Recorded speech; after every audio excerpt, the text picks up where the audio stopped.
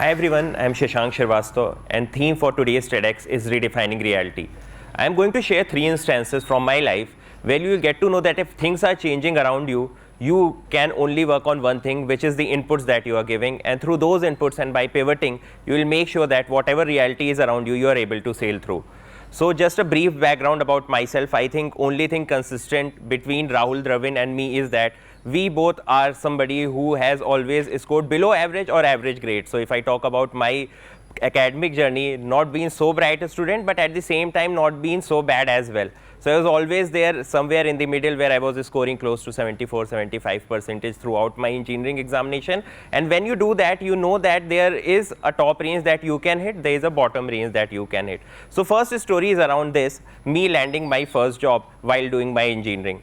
Now we were talking about redefining reality, and when we talk about reality, generally what happens is that at times you want things to be under your control.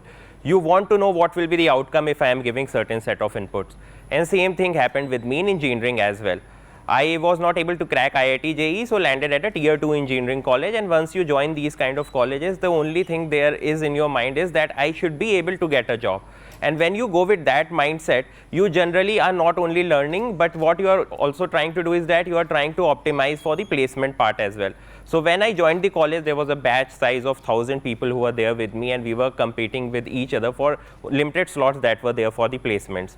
Now in a situation like this, as I told that I wanted some sense of predictability. So started reaching out to people who were in close networks, and through that I identified that one of my close friends' elder brother was working in an electronics firm. So since he was working there, he told me that, okay, if you do well in your electronics and communication for first 2 years, third year maybe I can get you an internship here, and that will help you landing up your job.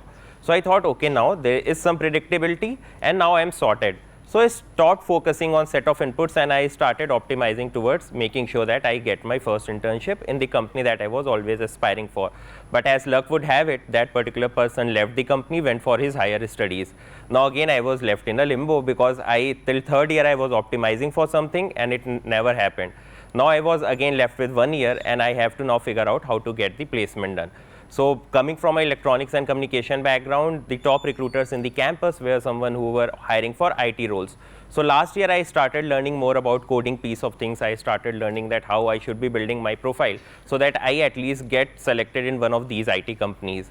I pivoted, I made sure that I sit around with people working who were from say computer science background, and through that I finally got a job which was at Infosys. Now Infosys came to campus, it hired us, and then again things looked smooth. There was some predictability again that okay, now I am joining this company, there are a couple of friends who are also joining with me, and now we are going to start our corporate life in Bangalore. But that year was not so good for Infosys, so they delayed the joining by 1 year. Now again predictability is gone. You are again left with 2 choices. Either sit with it and maybe wait for 1 year to join your target company, or second, you start optimizing for the next set of things. Best thing that you can do is getting a job in a company, and that is again sooner than 1 year. So what I started doing is that I started figuring out that where should I be reaching out to people where I can get this kind of job opportunity. Now again the focus shifted from output to making sure that right set of inputs are in place. Coming from a tier 2 college, again I'm talking about 2011, 2012, that time LinkedIn was also not that huge.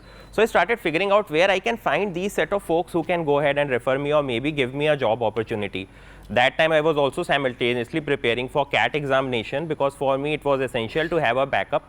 I come from a services background, so job is of paramount importance for everyone in my family as well.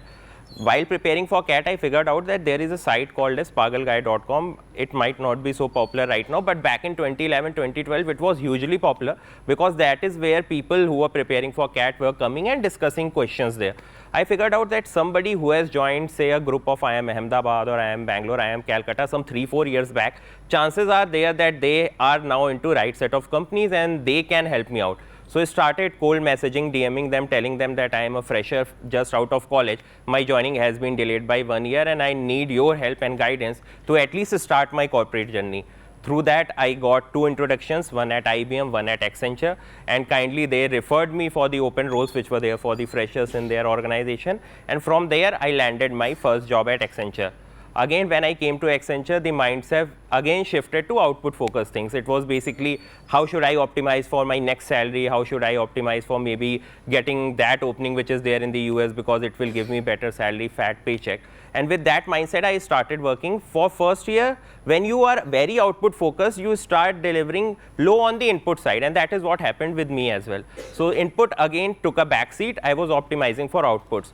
But after 1 year, I realized that people around me, they were much more aspirational than me, and that is where also your friend circle or the people whom you interact with on a day-on-day basis plays a very important role, because it is rightly said you are sum of 5 people with whom you interact the most. My friends around me, somebody was preparing for UPSC, somebody was preparing for CAT, somebody was maybe trying their hands on their own startup, and that motivated me that why I am only optimizing on one piece, which is salary, why I am not optimizing for overall career growth.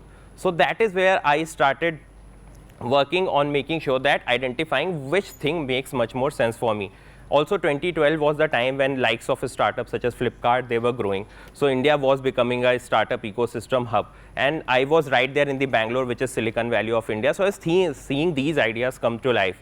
So I started figuring out what can be the best way from someone working in IT background to make a jump in these kind of startups. I networked with few folks in Bangalore, understood from them. They told me that, see, right now coming from hardcore IT background, and for you to get into a business role, what you have to do is that you have to show some seriousness, and that can come in form of you getting a degree from a good B school. So that was the thesis with which I wrote my MBA examination, and by writing my MBA examination, then I landed at IMT Ghaziabad. And that is where my first story ends. The first story is around that you should embrace ambiguity, and you should always focus on the inputs, because inputs are something which are in your hand. If you start optimizing for outputs, first of all, you will become someone who is only output focused, and at the same time, when it comes to understanding, say, things from long-term point of view, they will start taking a back seat. So this was the first story. So you have given your CAT examination, now you have landed, say, at IMT Ghaziabad, which is one of the finest B schools in India. And from there, when I joined, again I started optimizing on the output piece, because human mind is such that if you see something which is quantifiable, you will start optimizing towards that direction only. You will not get more adrenaline rush when you are focusing on the qualitative aspect of things. So once I joined IMT Ghaziabad, I was there and the batch size was 700. I thought I was unique. So I went to placement office and asked them, what is the batch demographics like? They told me that you are part of the batch that we call as GEM, that is General Engineer Male, and there are 450 people who are coming as similar profiles as yours. So basically these 450 folks have also done engineering, they have also worked in IT company, and now they are part of our MBA batch. So basically out of 700, 450 people are there who are a similar background as yours. Now I have also taken more than 100 interviews from as part of Google, so I've been part of interviewing panel, and now I figured out that for any recruiter or any HR who goes out there and interviews, you are just a row in an Excel sheet, and you have to stand out. And since I joined a college which was having demographic more or less same as mine, so basically I was part of that 450 list, which would come out as same for any recruiter when they are going for shortlisting or when they are looking out for candidates. So what do you do in this situation? So first of all, for first 2-3 months, I was basically blindfolded. I was again thinking that since I have joined a good college is there to help me out with the placements, what will happen is that they will take good care of me and they'll make sure that I get placed. And I think that is one thought that every student across has, that college has the onus of getting you placed. And that is a very wrong thinking, because college can aid your placement, but the inputs need to come from your end. You have to hustle, you have to make sure that you are getting in right set of inputs, so that when college comes up with the opportunity, you are there first to tap onto that opportunity. And I was basically not doing any of this in first 3 months, and reality struck me very hard. So I was sitting for the summer placement season during my MBA college, and what happened is that day 1 went away, day 2 went away, and like this day 14 went away, and I was not able to get even a single shortlist. And it was very demoralizing for me, because I thought that at least I came from a background where I have worked 3 years in IT. At least IT companies should be giving me shortlist, but they also were not giving me shortlist. Finally, I got a shortlist. I got a shortlist in a consumer durable company, and there I did my internship.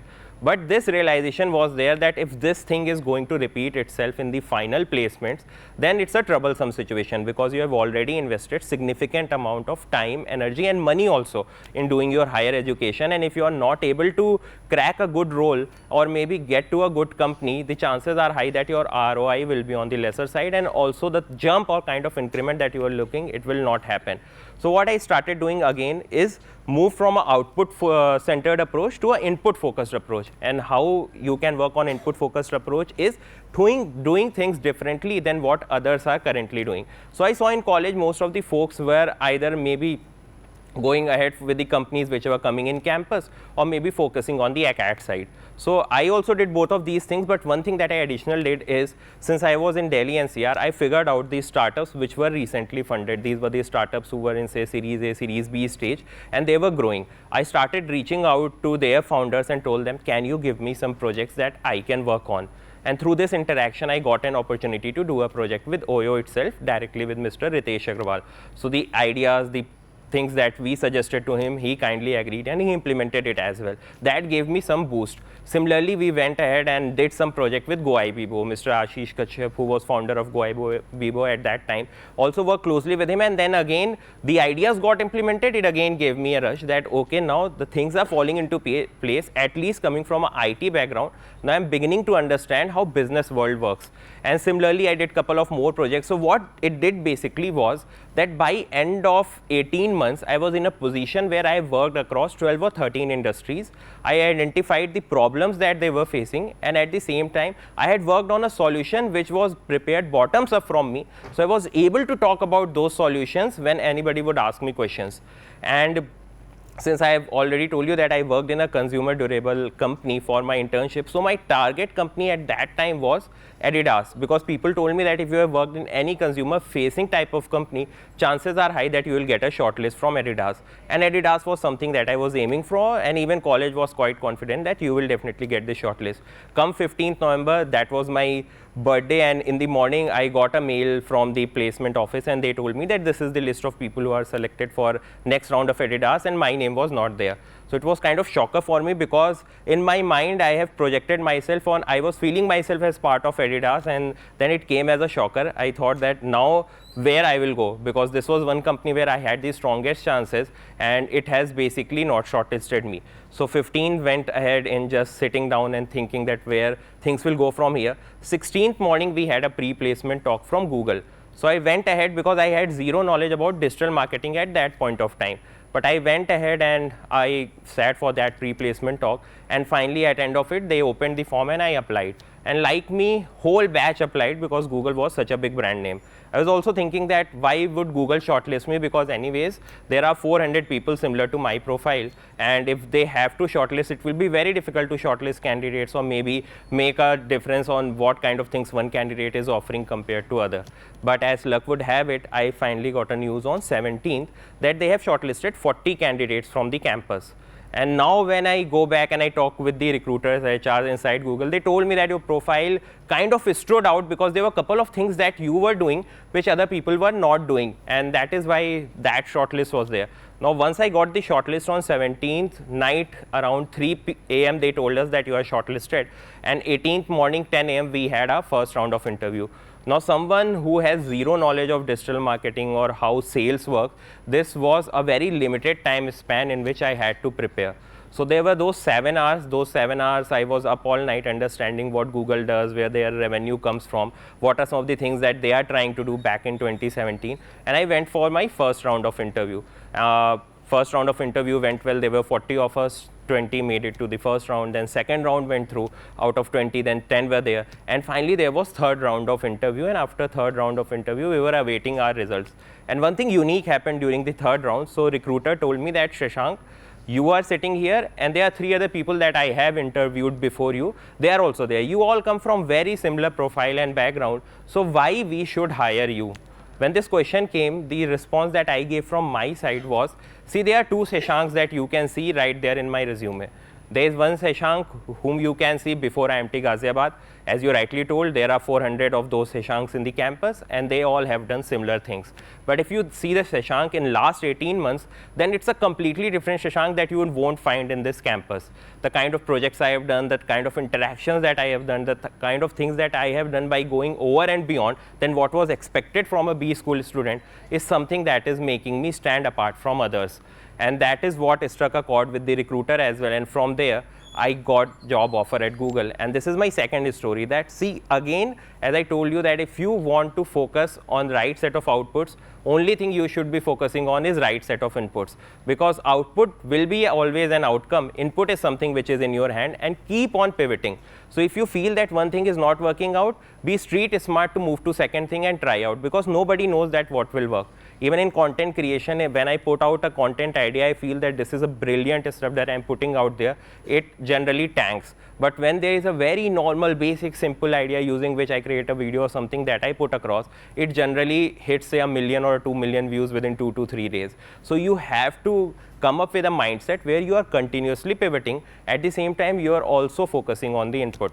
Now this was the second story. I'll move to the third story. So everything was going good and fine. I've joined Google, and here also the work was fine. The kind of exposure they gave you, they take you to different countries, you get to interact with so many smart people. But one thing was missing is that since beginning, since I told you that I was there in Bangalore in 2011, 2012. So for me, I have idols such as Sachin Tendulkar, at the same time Sachin Bansal as well. So I've seen these people build businesses from scratch. I've been hugely inspired from likes of Ratan Tata and Mukesh Ambani and the massive businesses that they have built. So there was always this itch inside that I should also try my hand in building something. So the best part about Google is that it gives you freedom to at least try out the ideas and things that you want to do on your own. So back in 2018, I started a t-shirt company. I had zero idea about how this market works. I had zero idea about what pricing basically plays a role in this kind of market, but I went ahead with the idea and executed it. It failed miserably. I got some 500, 600 t-shirts ready, and if you look at it today, my mother generally distributes it to my cousins on Diwali and Holi, because we got zero sales from those t-shirts and they are generally kept in house as it is. So that then gave me an fair indication that when you are venturing into something, it is very important to identify that what kind of market are you entering, what are the insights that basically you have for that market, and you general should have awareness about that market as well. So this first idea failed. Then we started working on the second idea. Second idea was starting a mentorship platform for students who are in tier 2, tier 3 college, giving them interface with people who are working in good companies such as Google and Microsoft. It was scaling well, growing well, but at the same time, what we also identified is that there was a certain price point attached to it which was not resonating with these students, because we were bringing in experts from different good companies and making them interact with these students. The price point was on the higher side, so students were not willing to pay for it. That idea again failed. So it gave me again one important lesson, that if you want to do something scalable, pricing and maybe the time commitment will play a very important role. So then I moved to the third idea, which was around creating content. So back in 2021, I started working on the content piece. I made a channel by name of That Salaried Guy, which focused on answering some of the questions that working professionals of today are facing. So first 6 months, it got very less traction, just 1,000 followers. But as they say, domino effect started kicking in 6 months onwards. From 6th to 9th month, we went to 10,000. And today we are about to touch 1 million very soon. And this all has happened over a period of 4 years. Again, the insight that I got here is that you need to talk about the problems which others are not talking about. So I started identifying what are some of the challenges that working professionals are facing, how we can solve for them, and maybe simplify the different problem aspects that they are having in a very simple manner so that it's easy to understand. Now working on this also gave me some huge insights that right now India as a nation, if we look at it, people are mostly output focused. So I was not alone. The people with whom I interact on a daily basis, they are also output focused. So one thing that I am planning to do in next 2 to 3 years is that make sure that at least the audience which is watching my content or people whom I am interacting with are becoming more and more input focused rather than focusing on the output piece. With that, I'd like to end my speech with a simple line that I have followed throughout my life. We all are stardust, so don't settle, don't struggle, and life is what it flows in between. Thank you so much.